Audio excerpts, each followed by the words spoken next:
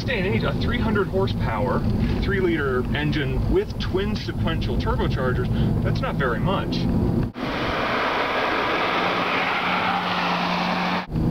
But the engine with those sequential turbochargers is smooth, is linear, no turbo lag. Only sometimes can you actually hear the turbo working. Otherwise, it's seamless, and it feels like an engine much more powerful than its stated 300 horsepower. If you could take this engine and put it in a car with a transmission that would shift when you wanted, and it would be quite something. When you go from first to second, it's a huge chunk, and it takes a real strong pull of your arm. The driving position, the steering, the clutch, the pedals, everything is beautifully weighted and has that very BMW mechanical greasiness, rubberiness.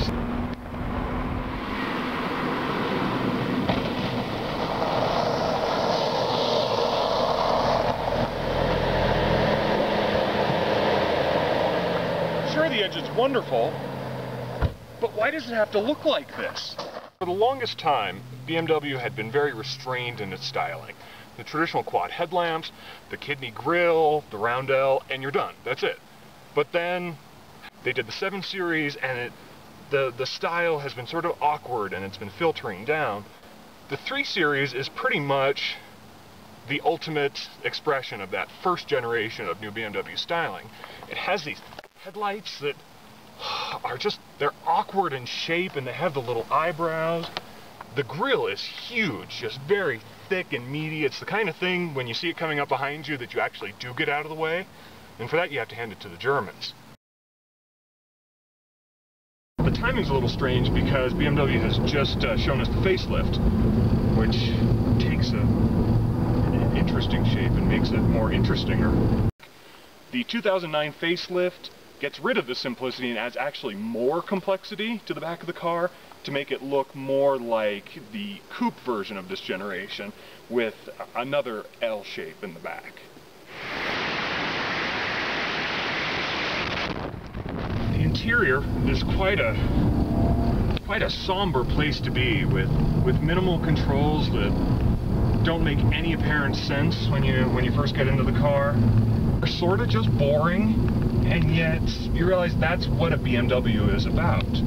It's about being the perfect driving machine, and to do that, to give you a perfect cockpit where nothing distracts, nothing draws your attention away, and lets you just focus on how amazingly flat you can attack a corner. How you can go into a very tight corner at speeds that in other cars would be just silly to even think about, and not have to worry about it. But while the interior feels somber, you should just count your blessings that iDrive is still an option, and you don't have to suffer with BMW's big screen and knob extravaganza. The way to get around iDrive is to not opt for the navigation system, which, given the complexity of iDrive, is pretty much about the same as not having a nav system anyway. So, it's not a big loss.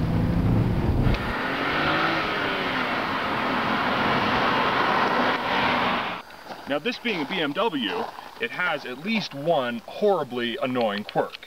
You pay $500 for your Comfort Access Optional Keyless Entry System, which you should just be able to keep in your pocket, if you only want to get in the front door. So in order to open the doors, you go to this handle, it unlocks, you get in, go all the way to the center console.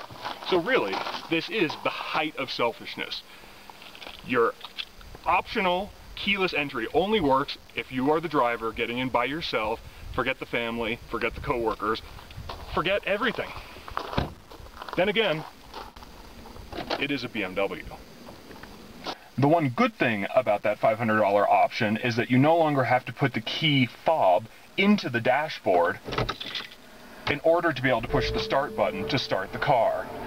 That's an absurdity that almost no other car company makes you do, and it's great. It only costs $500 not to have to do it.